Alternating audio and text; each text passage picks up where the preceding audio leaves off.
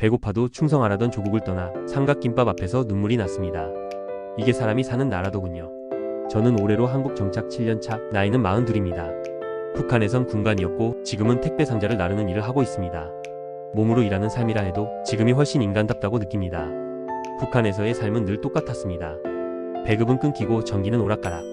아침마다 김정은 초상화에 인사하고 하루는 충성, 이틀은 굶주림. 사람들 눈엔 생기가 없었죠. 자유? 그게 뭔지도 몰랐습니다. 그런데 어느 날 여동생이 굶어 죽고 나서야 깨달았습니다. 이건 사람이 사는 곳이 아니다. 그래서 목숨 걸고 압록강을 건넜고 끝내 한국 땅을 밟게 됐습니다. 처음 입국하고 통일부 시설을 거쳐 사회로 나왔을 때 제일 먼저 간 곳이 편의점이었습니다. 삼각김밥이라는 걸 처음 봤습니다. 어떻게 밥을 삼각으로 만들고 저렇게 포장할 수 있는지 경악스러웠습니다. 그보다 더 놀라운 건 그걸 사러 온 사람들이 각자 다른 옷을 입고 다 다른 말을 하고 모두 휴대폰을 들고 있다는 사실이었습니다. 북한에선 상상도 못할 일이었죠. 머리 모양 하나로도 사상 검증을 받는 나라였으니까요. 그리고 이 편의점이 24시간 불이 꺼지지 않는다고 했을 때 그 말 듣고 저도 모르게 눈물이 났습니다. 북한에선 정전이 일상이었거든요. 한국에 와서 가장 먼저 바뀐 건 밤이 무섭지 않다는 것이었습니다. 북한에선 밤에 돌아다니는 것 자체가 위험했습니다.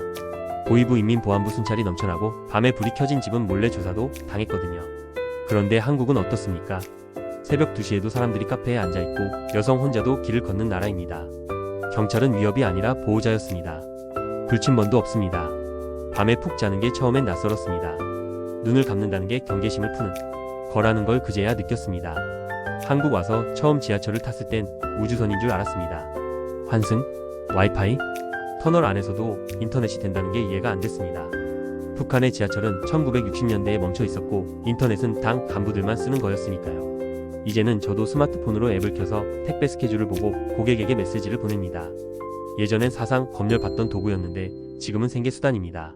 이런 걸 북한 주민들이 알면 기절할 겁니다. 북한에선 병원 가는 것도 꿈도 못 꿉니다. 돈 없으면 약 하나 못 사요. 제가 군에 있을 땐 상처난 부하에게 소금물 끓여서 치료하던 게 현실이었습니다. 한국은 어떠냐고요? 제 몸이 이상하면 바로 병원에 갑니다. 공공의료 보험 덕분에 몇천 원이면 진료도 받고 약도 받습니다. 작년엔 치과도 다녀왔습니다. 북한에서 치통으로 밤새 울던 날들이 생각났습니다. 북한에선 김정은을 잘못 불러도 정치범 수용소로 갑니다. 그런데 한국은 유튜브에서 대통령 욕도 하고 뉴스 댓글에 불만을 써도 잡혀가지 않습니다.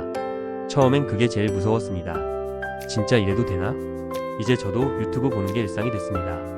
매일 새로운 소식도 바로바로 알게 되고 제가 알지 못했던 한국의 모습, 우리의 일상과 미래도 스마트폰 하나로 다 엿볼 수 있습니다. 탈북 후 처음 마트를 갔을 때 저는 한참 입구에서 서 있었습니다. 뭘 골라야 할지 몰랐거든요. 북한은 배급된 것을 먹는 곳이었지 선택하는 건 없었으니까요. 지금은 김치도 제가 고르고 바지도 제가 고릅니다. 당에서 나눠주는 게 아니라 제가 입고 싶은 걸 입고 먹고 싶은 걸 먹는 삶. 그게 그렇게 고마운 줄은 몰랐습니다. 이 자유가 감사하지만 남겨진 가족 생각을 하면 마음이 찢어집니다. 어머니가 아직 북한에 계시고 형제들은 소식이 끊겼습니다. 저는 이렇게 잘 먹고 잘 사는데 그게 죄처럼 느껴졌습니다. 그래서 저는 매달 적은 금액이지만 통일부와 NGO를 통해 조금씩 송금을 하고 있습니다. 기적처럼 다시 만나는 날까지 대한민국에서 살아남은 제가 할 수 있는 몫이라 생각합니다. 저는 이제 한국에서 정식 시민으로 세금도 내고 택배도 열심히 뛰는 사람으로 살아가고 있습니다. 예전엔 가짜 공화국인 줄 알았던 나라가 알고 보니 진짜 사람 사는 나라였습니다. 저는 지금 진짜 조국에서 살고 있다고 믿습니다. 제 조국 대한민국과 이 나라를 일군 대한민국 국민분들께 진심으로 존경하고 감사하다는 말씀을 전하고 싶습니다.